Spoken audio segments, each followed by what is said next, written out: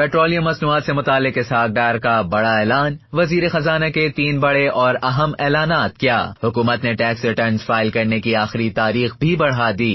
حکومت نے پیٹرولیم مصنوعات کی قیمتیں، ٹیکس ریٹرنز جمع کروانے اور ایل سی کلیئر کروانے سے متعلق اہم اعلان کر دیے۔ کہا کہ حکومت نے ٹیکس ریٹرنز فائل کرنے کی آخری تاریخ 1 ماہ تک بڑھا دی ہے، جس کے بعد آخری تاریخ 30 نومبر مقرر کر دی گئی ہے۔ وزیر خزانہ نے پیٹرولیم مصنوعات کی قیمتیں بھی برقرار رکھنے کا اعلان کر دیا اور کہا کہ پیٹرول، ڈیزل اور مٹی کے تیل کی موجودہ قیمتیں اگلے 15 دن تک برقرار رہیں گی۔ انہوں نے کہا کہ پیٹرول کی قیمت 224 روپے 80 پیسے برقرار رہے گی، ڈیزل کی فی لیٹر قیمت 235 روپے 30 پیسے، مٹی کے تیل کی قیمت 191 روپے 83 پیسے اور لائٹ ڈیزل آئل کی قیمت 186 روپے 50 پیسے برقرار رہے گی۔ اسحاق ڈار نے مزید کہا کہ حکومت نے کل سے $1 لاکھ تک مالیت کی ایل سیز کلیئر کرنے کا فیصلہ کیا ہے۔ انہوں نے بتایا کہ اس وقت $1 لاکھ مالیت کی ایل سیز کی تعداد 1365 ہے۔ اس فیصلے کے تحت ایل سیز کے 4400 کیسز کلیئر ہو چکے ہیں۔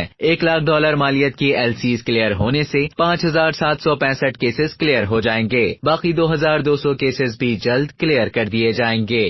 اب تک کے لیے اتنا ہی۔ مزید خبروں اور نیوز اپڈیٹس کے لیے ڈیلی جنگ کے YouTube چینل کو سبسکرائب کریں اور فیس بک کے پیج کو لائک کرنا نہ بھولیں۔